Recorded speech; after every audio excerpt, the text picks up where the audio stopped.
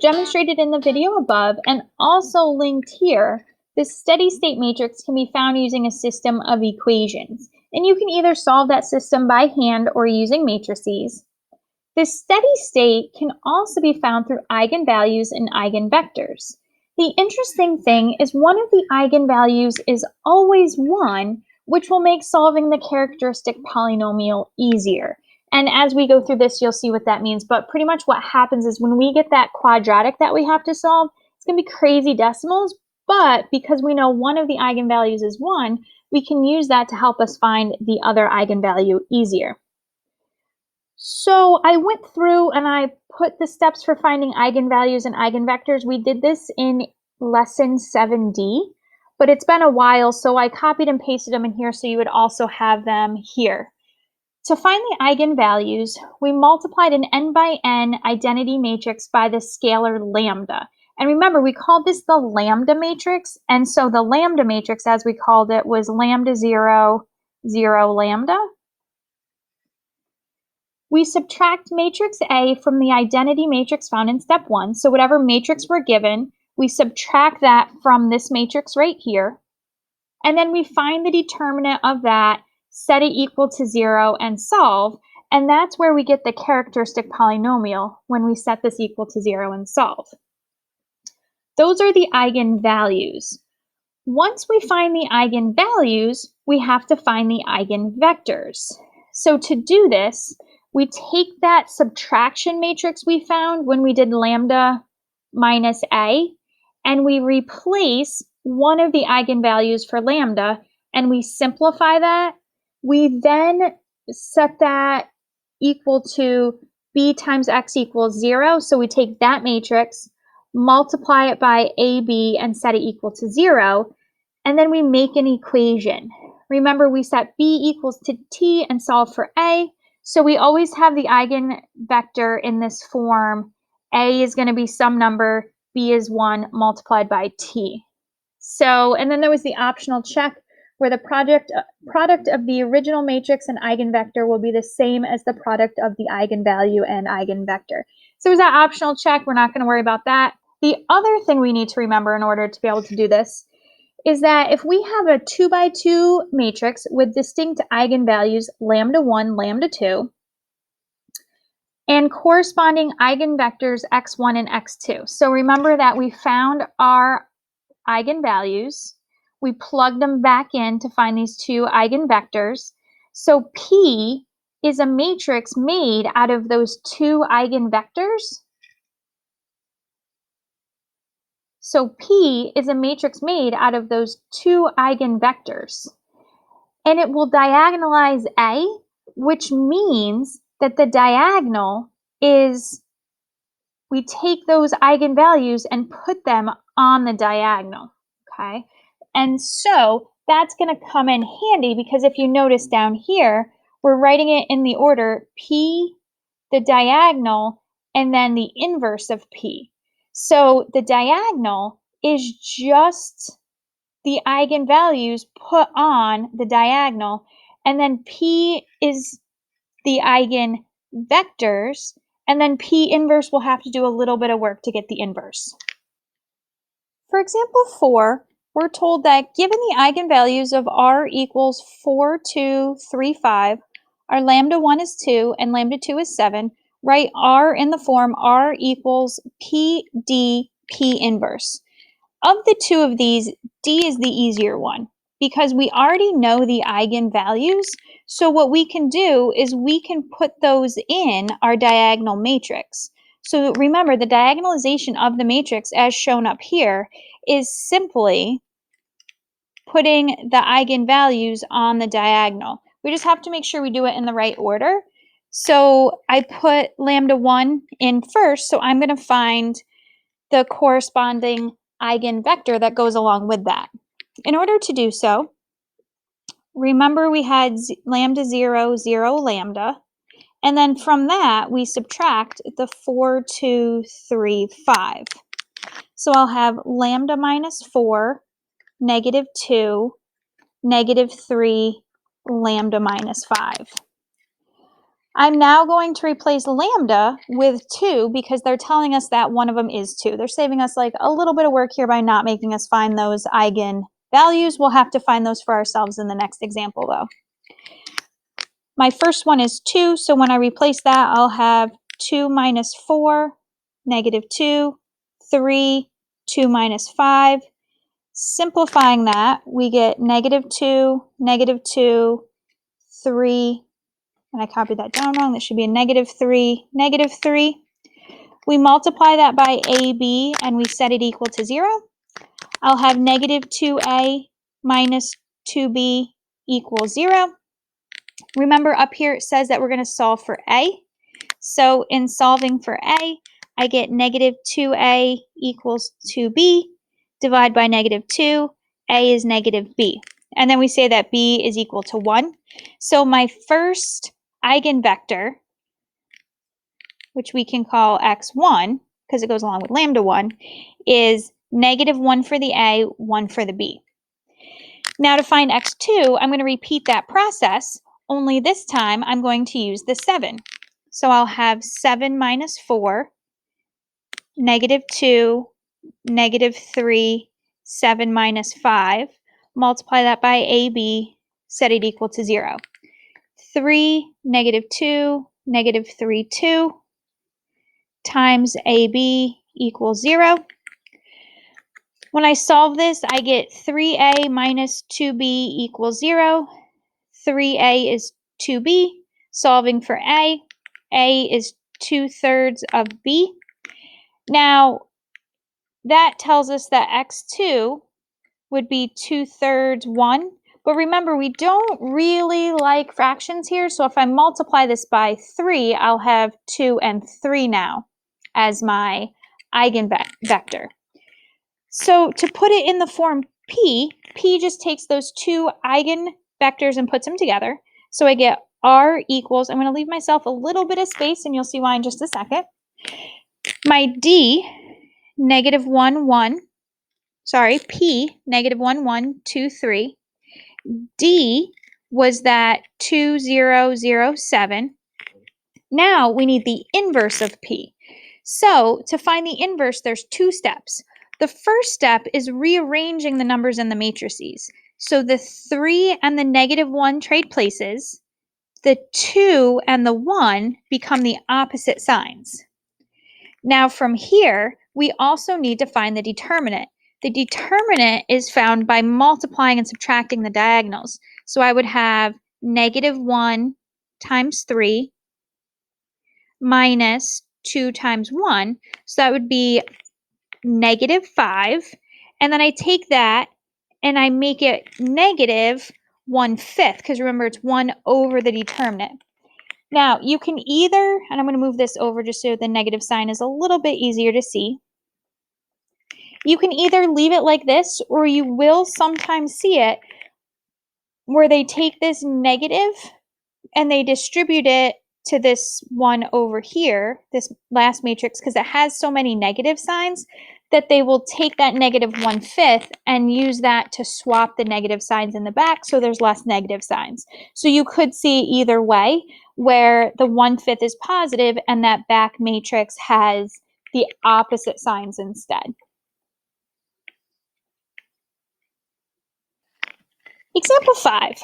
Randolph has 2 grocery stores. Each month, 30% of the shoppers at Wise switch to Acme and 20% of the shoppers at Acme switch to Wise.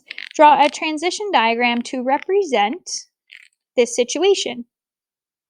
So we have our 2 stores.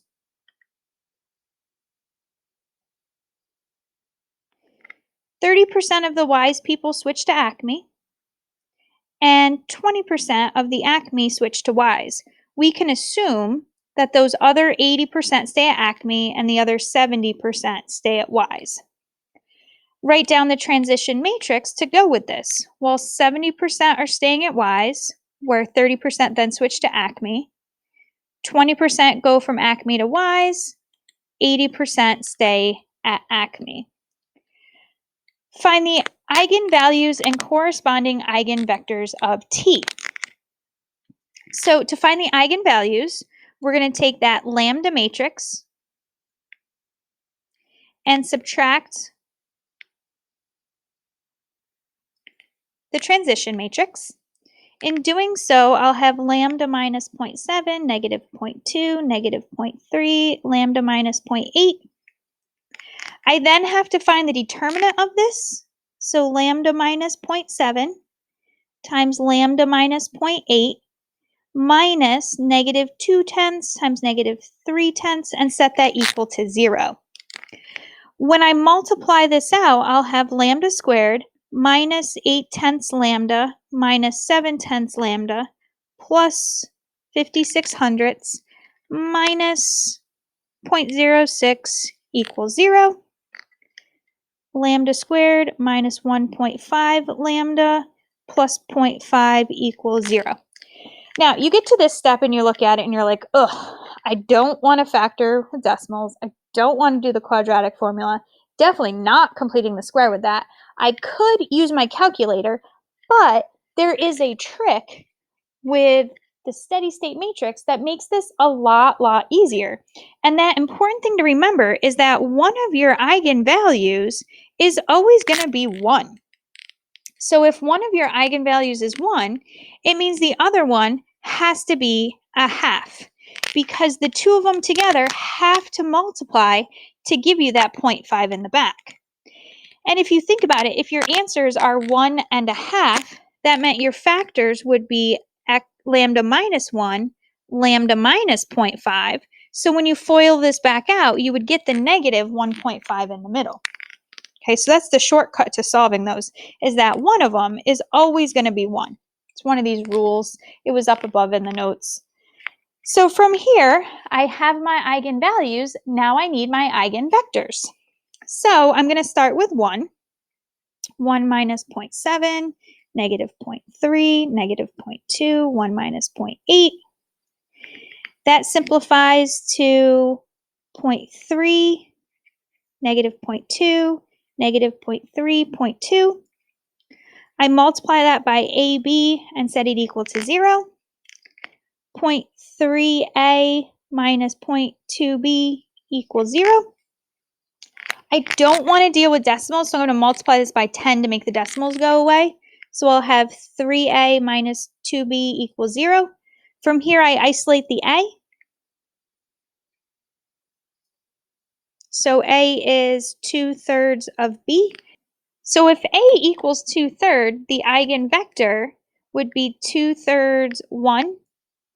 Remember, we don't really like to use fractions here, so if I multiply the entire thing by 3, we'll get 2/3 as my eigenvector. Now, I'm going to repeat the process using the 1/2. So it'll be 1/2 minus 0.7, negative 0.2, negative 0.3, 0.5 minus 0.8. So negative 0.2, negative 0.2, negative 0.3, negative 0.3. AB equals 0. So negative 0.2A minus 0.2B equals 0. I don't want to deal with the decimals, so negative 2A minus 2B equals 0. So negative 2A equals 2B. Dividing both sides by negative 2, A is negative B. So my second eigenvector is going to be negative 1, 1. Okay, so I have now found my eigenvalues and my two eigenvectors. Ta-da! Hence, so remember that word hence, so using what we just did, we have to write down the matrices P and D such that T is equal to P times the diagonal times the inverse of P. So P, I'm going to do this up here, that's part D. P is the eigenvectors put together, so that is 2, 3, negative 1, 1. And D is the diagonal matrix, which is the eigenvalues. Okay. Just be careful. The eigenvalue 1 gave us the 2, 3, and the 0.5 gave us the negative 1, 1. Just make sure you put them in the right order, else it's not going to work. Okay. Initially, Wise and Acme both have 1,000 customers. Find an expression for the number of customers Wise has after n years, where n is a natural number. Okay, that's what that little thing there means, natural number. So that just means that it's going to be a positive whole number. Remember this T, P, D, P inverse whole thing? So that's what we're going to use here. So before I go too far, I need to find the inverse of P. So the determinant would be 2 plus 3, so 1/5, times, and now remember we switch on the diagonal.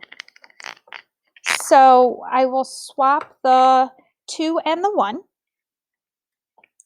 In doing so, I get 1, 2, and then the 3 and the -1 turn to be the opposite signs. Now I'm going to take these and I'm going to put them together with those 1,000 customers. So the 1/5 is going to go out in front. P goes first, then D,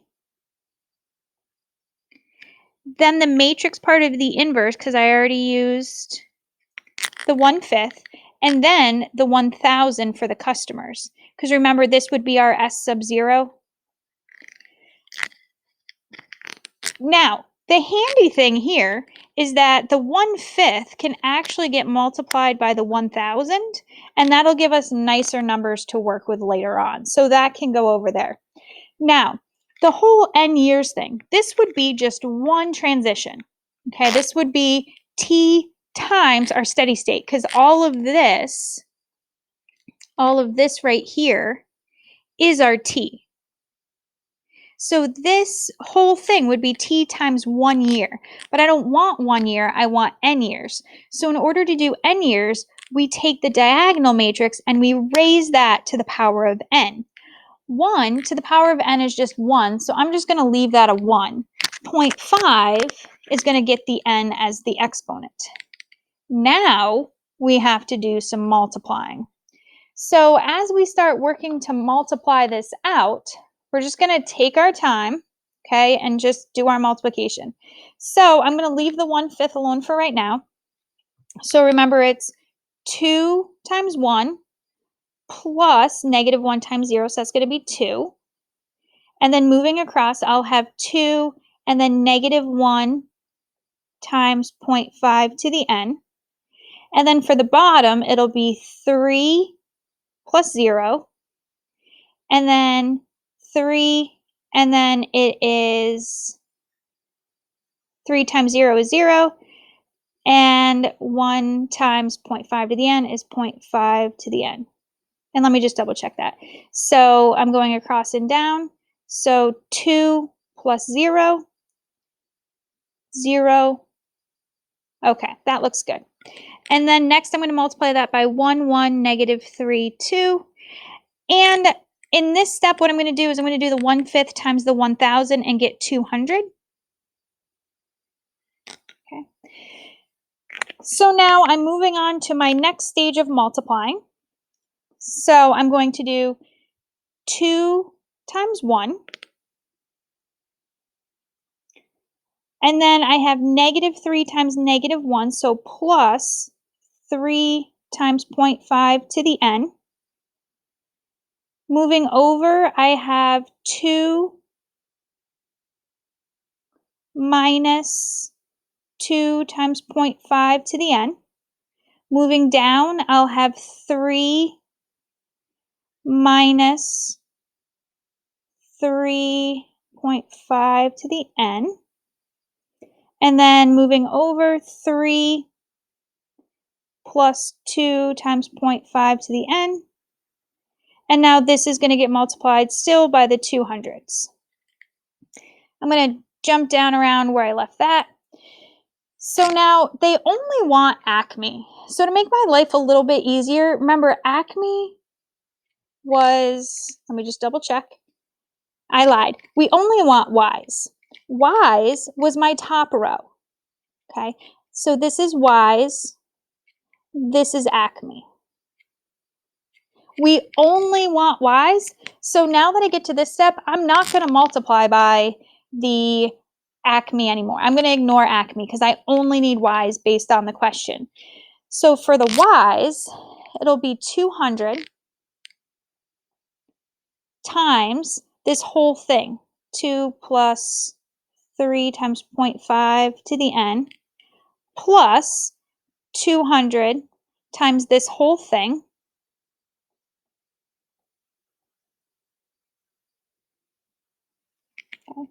So now what happens here is if I were to try to distribute this, I would get 400 plus 600 times 0.5 to the n plus 400 minus 400 times 0.5 to the n. 400 plus 400 would be 800. Plus 600 minus 400 is 200, 0.5 to the n. So here is my expression for the number of customers that Wise is going to have. Hence, write down the number of customers that Wise can expect to have in the long term. So in the long term, what happens is as this n gets really, really, really big, as you raise, if you think about an exponential function, if you raise 0.5 to something really big, like if you think about what that graph looks like, the graph is approaching 0. So what happens is the limit of this part of the equation is 0. So the limit here as n approaches infinity is 0. The 800 is a constant, so that doesn't change. So Y's can expect, in the long term, they're going to end up with 800 customers.